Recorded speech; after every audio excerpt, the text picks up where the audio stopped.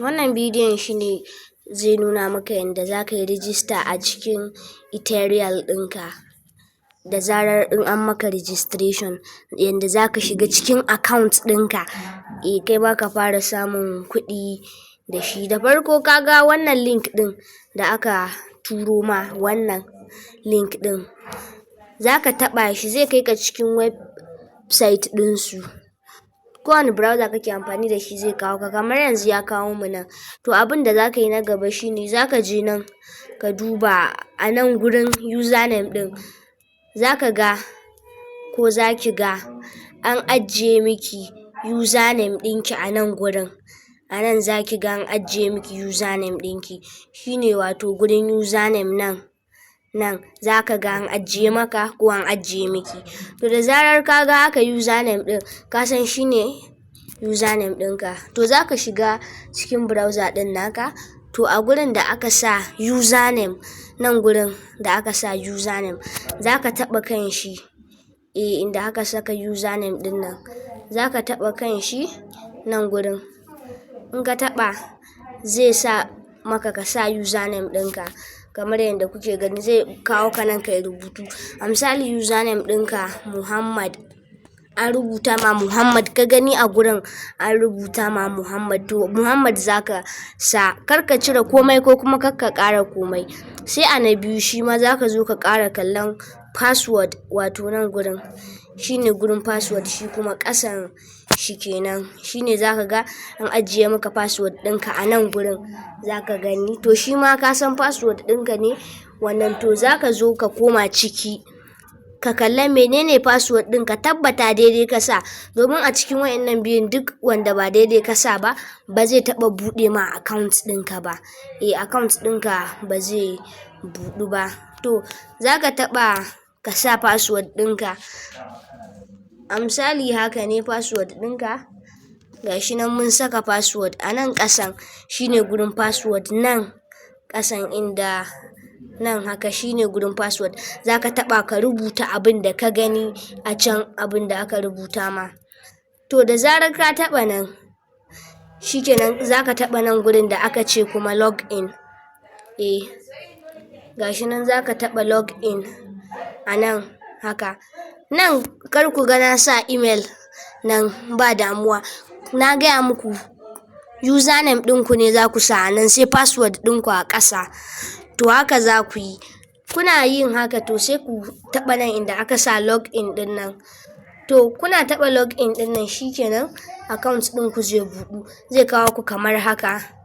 To a nan abin da za ka yi shine inda aka sa wannan dashboard, nan za ka taɓa wannan gurin. Kana taɓa shi zai kawo ka cikin dashboard ɗinka kamar haka. To a nan haka rubuce-rubucen nan, za ka ga wani cancel a nan. Nan gurin za ka taɓa. Kana taɓa shi cancel ɗin zai fita, kun gani ya fita. To shikenan ka shigo cikin account ɗinka. Sai na biyu abin da za ka yi, ka shigo nan inda aka sa profile nan ƙasa, ku kalla ƙasa nan gurin profile, kun gan shi. To sai ku taɓa kan profile ɗin, zai buɗe muku kamar haka. Kun ga bayananku nan kamar haka, ga sunan da aka yi amfani da shi nan TK Media, wannan sunan shine aka yi amfani da shi TK Media. Sai number wayan nan shine wannan number wayan. Sai kuma country ɗin ka dama Nigeria ne. To in kana so ka canja wani abu daga cikin nan, ko number waya ko sunanka, za ka taɓa kan number wayan ne sai ka cire. Kana cirewa akwai wani guri a nan da aka sa submit, nan submit, za ka taɓa shi, automatically zai yi submitting, shikenan ya canju. sai kuma yanda za ka sa account number ɗinka, za ka tafi nan gurin ne da aka sa payment, kamar yadda kuke gani nan payment. In kuka shiga cikin payment ɗin nan, zai nuna muku ku sa account number ɗinku a nan gurin. Account number ɗinka aka buƙaci ka sa, amma ka tabbata bankin ka ba ƙaramin banki ba ne ba, kalan su Opay, Palmpay, domin ma ba zai yi ba ko ka sa ƙaramin banki. A nan gurin za ka sa account number ɗinka. Kana sa account number ɗinka, shikenan sai kuma nan inda aka sa bank name zaka zo nan ka sa sunan bankin ka. Kaga wani ɗan guri a nan, wannan wani ɗan ash abu haka, shi zaka taɓa. Kana taɓa shi zai buɗe ma sunan bankuna. In ya buɗe maka sunan bankuna, kai kuma kamar haka, in ya buɗe ma sunan bankuna sai ka zaɓi wani banki kake da shi. Amma ƙaramin banki ba zai taɓa yi ba, kar ma ka sa. Babban banki su ne kamar su UBA haka, kowa ya san su. To kana sa bankin ka, to kar ka sa wai sunan bankin ka. Kana tsayawa sakan ɗaya zaka gani ya fito ma da sunan. In daidai ne ma zaka ga sunan ka ne, in ba daidai bane ba ma zai yi ba. Kun ga sunan ya fito daidai ne. To mun gama da nan kenan. Sai kuma mutum yana so ya sa kaman haka profile photo, nan gurin zaka zo in zaka sa profile photo, nan gurin kan mutumin nan kun ga wani alamu kaman kemara, wannan alamar kamar kemara haka, to za ku taɓa kanta kamar kemarar. In kuka taɓa nan zai kawo ku gurin hotunan ku, sai ku zaɓi abin da kuke so ku sa.